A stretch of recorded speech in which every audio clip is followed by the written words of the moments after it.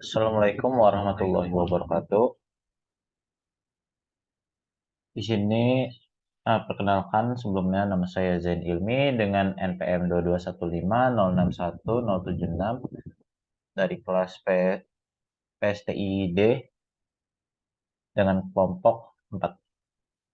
Di sini saya akan menjelaskan tentang cara mengunduh dan menggunakan Python. Baik, sebelumnya pada Python sebenarnya untuk mengunduh Python pada Linux itu tidak perlu karena pada Linux itu sendiri sudah terdownload template Python 3, sehingga hal yang harus Anda lakukan hanya perlu mengetik Python 3 di terminal atau konsol. Lalu kemudian pada prompt cell tekan enter dan tunggu. Jika Anda melihat sesuatu seperti ini, yang artinya hal ini bisa digunakan atau Python bisa digunakan sekarang.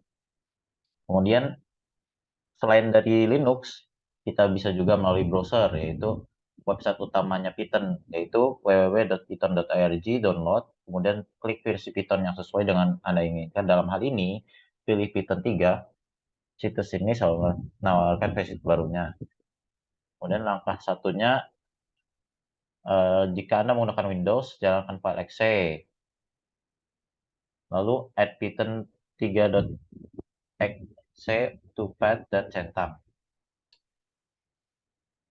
Langkah kedua, jika Anda menggunakan macOS versi Python 2 biasanya sudah ada dalam dalam macOS. Tapi karena yang dibutuhkan saat ini adalah Python 3, maka perlu untuk mendownload di bagian browser.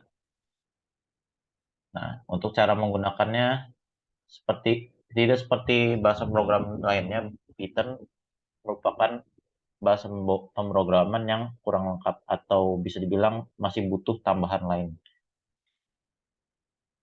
Contohnya, eh, yang pertama adalah editor yang akan mendukung Anda dalam menulis kode. Kemudian konsol tempat Anda dapat mengunculkan kode, lalu kemudian alat yang bernama debugger, yang dimana nanti fungsinya akan bukan memperbaiki, akan mendeteksi di mana terjadi masalah dalam suatu source code. Kemudian uh, di sini terdapat aplikasi yang bernama Idle. Idle adalah akronim yang kepanjangannya adalah Integrated Development and Learning Environment, atau dalam bahasa Indonesia pengembangan terintegrasi dan lingkungan pembelajaran. Lalu jika Anda sudah menemukan idle, luncurkan idle-nya, kemudian cara menulis kodenya seperti yang terlihat di gambar ini. Nah, untuk cara menulis kode, jendela editor biasanya tidak diberi judul, tapi sebaiknya mulai bekerja dengan menamai file sumber agar ketika nanti kita akan mengakhiri file atau untuk menggunakannya dan menjalankan kode program tersebut, kita tidak akan mengalami masalah seperti halnya kekurangan nama file. Kemudian untuk cara menulis kode seperti halnya bahasa pemrograman lainnya, kita memiliki bahasa pemrogramannya sendiri. Ya, contohnya untuk menulis uh, string di sini kita seperti bahasa pemrograman lainnya, tanda kutip, tapi hanya menambahkan print di depannya. Nah, jika jika sudah selesai, Anda menyimpan file, pilih file, kemudian save, lalu jalankan untuk menjalankan program, pilih run dan run mode. Nah, untuk cara memperbaiki kodenya, hal yang harus dilakukan adalah pertama buka idle. Klik file, buka, dan arahkan file yang Anda simpan sebelumnya. Lalu jalankan kembali dengan menekan F5.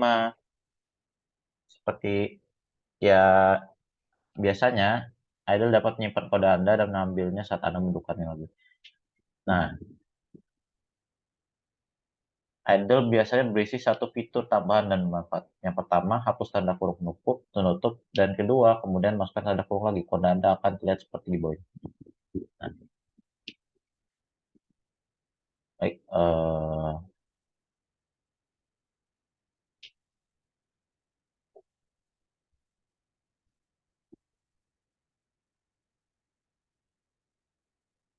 Nah, ini traceback. Traceback merupakan jalur yang dilintasi kode melalui berbagai bagian program atau biasanya jalur programnya atau jalur source code-nya ya. Yang ini fungsinya untuk menentukan kode bagian mana yang terhubung dengan kode mana. Lalu lokasi kesalahan, isi baris yang salah, nama salah, dan penjelasan singkat. Baik, sepertinya cukup sekian untuk modul 1.2. Kurang lebihnya mohon maaf. Terima kasih. Assalamualaikum warahmatullahi wabarakatuh.